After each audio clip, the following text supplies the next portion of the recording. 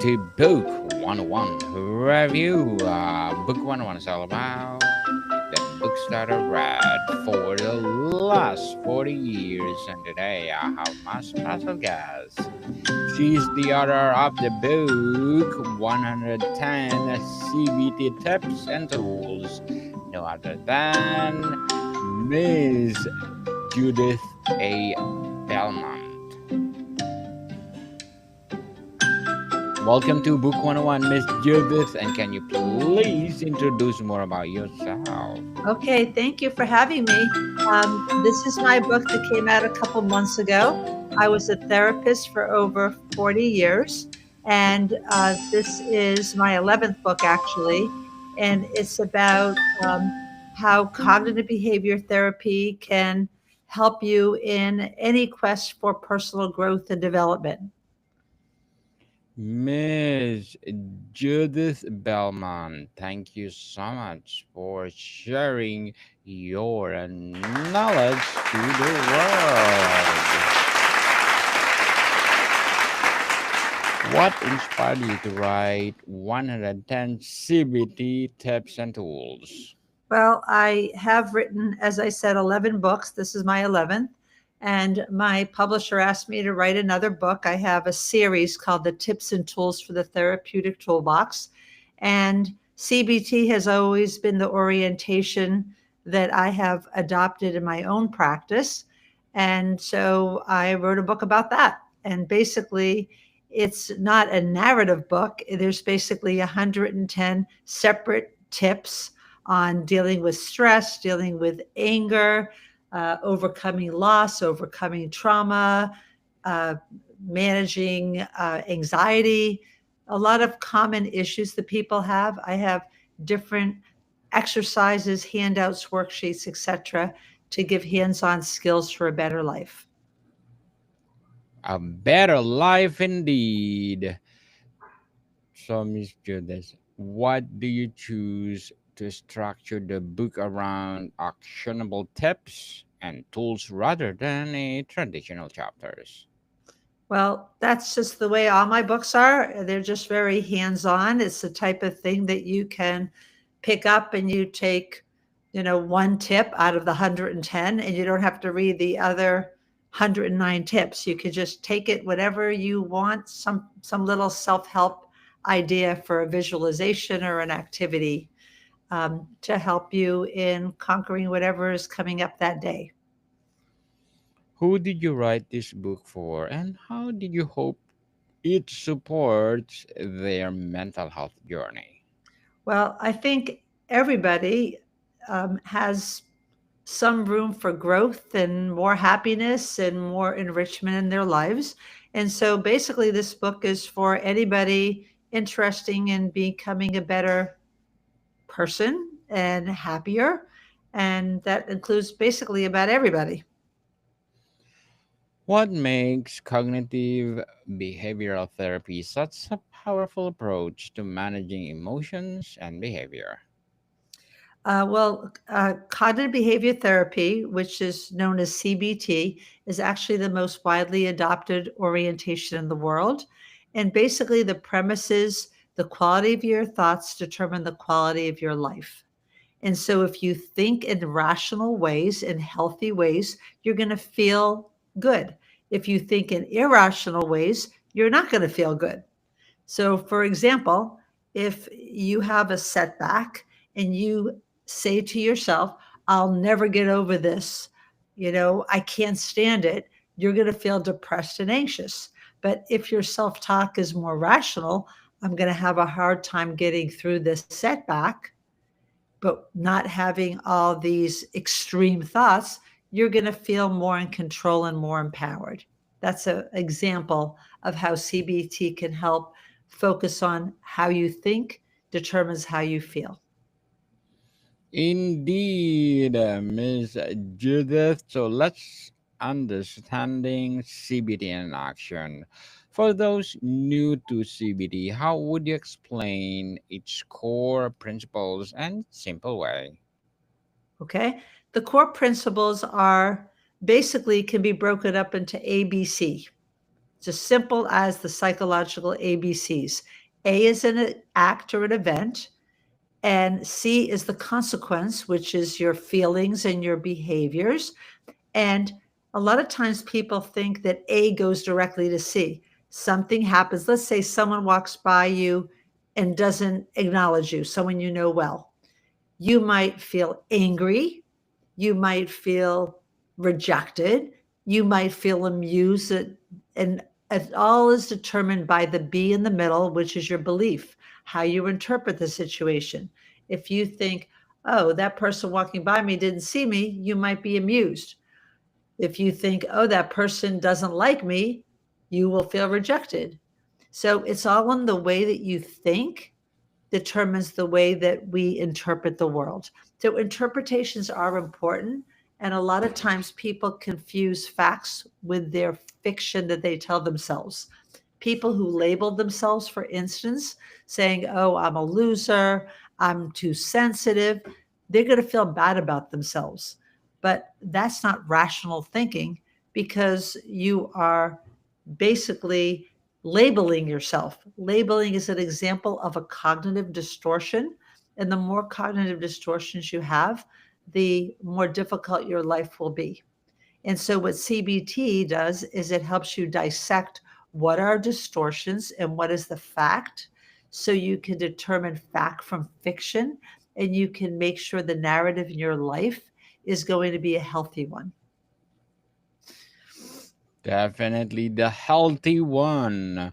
How can reader use this book on their own, even without therapists? Well, this is actually a self help book that you don't need to have therapy for, although therapists certainly can help. But basically, it's being your own therapist and learning skills. A lot of times people don't know the basic skills of how to think differently. They think this is the way that I think, and that's it, rather than, wow, I can really change my perceptions to change my life. So it's very empowering because with using CBT techniques, you can help yourself in various ways. Miss Judith, are there any misconceptions about CBT that you aim to clear up throughout your writing? Well, I think some people think because C stands for cognitive, meaning mind, people might think, oh, this doesn't really address feelings that I have. This is all about my mind and my head.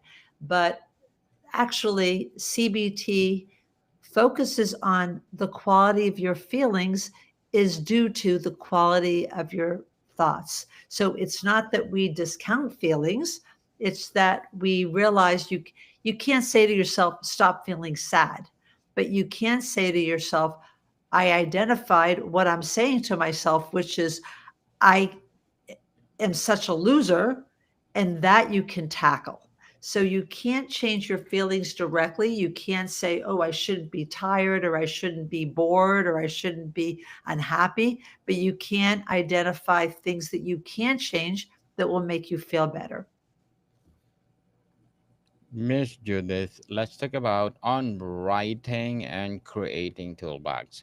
How did you go about selecting and organizing 110 practical CBT strategies? Well, this is my fifth book in the series. And so I have a lot of different tools in this toolbox, um, such as how to positively reframe. That's a technique. Um, and how to, as I talked before, identify cognitive distortions. So I had to have the challenge for me is since I've written about all this before, is how to have new examples and a new twist on things to make it fresh and relevant. And the nice thing about CBT is that there's a lot of tips and a lot of actionable things that you can do, which I like. It fits very well in my life skills approach to life because the more you can empower yourself with tools, the more you can fix whatever you want to fix in your life and enhance whatever you want. It's like having a toolbox like a handyman will have a toolbox to fix different things in a building. Well, I offer things to fix in terms of the way that you look at things and how you cope with life. Some people need more help than others. And what I've done in this book is try to make things relevant to most people because all of us have some stress in our lives. Some of us have some amount of disappointments and loss. So this is a way of empowering yourself to grow from it rather than be stuck in it. Miss Judith, were there any tips or techniques that were really or there were especially meaningful or personal to you? Well, I really like one of the tools uh, that I talk about in this book, which is positive reframing. And positive reframing means that what you regret, what you think is wrong with you, might actually be what is right about you. So, for example, I regret that my child is depressed or ended up getting into drugs and I blame myself. So let's take that example. A positive reframing would say, I take my job as a parent very seriously. I care very much. And I am not afraid of taking responsibility and blaming others. So it says what's right about me, not that what is wrong about me. So I think that change and shift of perspective is really good. I also like what I have in this book, as well as in my other books, a metaphorical toolkits. So, for instance, on a kitchen counter, my clients would have a box or a bag or something or a basket, and they would have visual reminders of some mental health tips, such as maybe they'd have a little ball, and that would remind them that no matter what happens, you can bounce back. And maybe they have an elastic band that shows stress can be good as long as it's managed. You don't want to stretch it too much, it's going to snap, but you don't want to have it too limp that it does not going to have any form or usefulness. So you want just enough stress to make your life meaningful, but not too little or too much. So that would be an example of what could be in your metaphorical toolkit. And maybe even like a Hershey kiss to remind you about the importance of self love and self acceptance. So it's a fun activity to do with children also. Which tip or tool was the hardest to explain or adapt for self help readers? What did you say is the hardest to explain? Hardest to explore, to Uh, explain, yes, well, or to adapt. I think that a lot of times people have a hard time identifying their core beliefs. We all have core beliefs about ourselves. So when let's say you're at a meeting at work and you're afraid to speak up. You might be focused on your thoughts such as I don't want to screw up, I don't want to make mistakes, I don't want to sound stupid, I'm afraid people won't like what I have to say, and they don't dig down to what really is the core belief that's causing all these irrational thoughts. So what the technique is for that is to say, okay, if you said something stupid, what why would that be so bad? And what would it say about you? And then you say, well, it would mean that they're smarter than me. Okay, if that was true, what would it say about you? That would mean that I'm inferior. If that was true, what would that mean about you? That I'm no good. Basically keep on asking you, okay, if that was true, what would that say? And once you identify that very core belief, which a lot of people don't access and they don't realize, they will then be able to undo that core belief and challenge it. But if they don't even know that all these superficial worries are causing that thought, they're not going to be able to help themselves as well. Very well said, Miss Judith. Very well said. Thank you. So let's talk about topics and personal growth. How does perfectionism differ from a healthy striving, and what CBT tools best address it? Well, when people try to be perfect instead of authentic, they have a lot of shoulds. I should be this way, I should be that way. And I once had a client that said to me, showing me in front of my coffee table how high her pile was with her hand, I have this many regrets and I can't afford one more. I have this many failures. And I asked her what they were, and basically she just had two. She dropped out of school and she had a fight with her husband and they were having trouble in their marriage. Okay, so that's two. I said, well, that's a big pile, though. What else? But those two loom larger than life. And so she ended up being so perfect or trying to be perfect, but she was very imperfect because she was so afraid of making another mistake because the past just got in her eyes. And she was so afraid of screwing up anything else. She became so perfectionistic. She had so many shoulds on herself that I should be this, I should be that, I should make a mistake that she was actually very anxious all the time. Indeed, anxious every time if you are perfectionist. Miss Judith, are you go-to strategies for helping people cope with regret or rumination? Well, the thing about regret is you're focused on times in the past when you didn't know then what you might know now. And I would tell my clients, forgive yourself for not having the foresight to what is now so obvious in hindsight. And so many times people think they should have known better back then. And so what CBT does is take away the shoulds and rephrase that.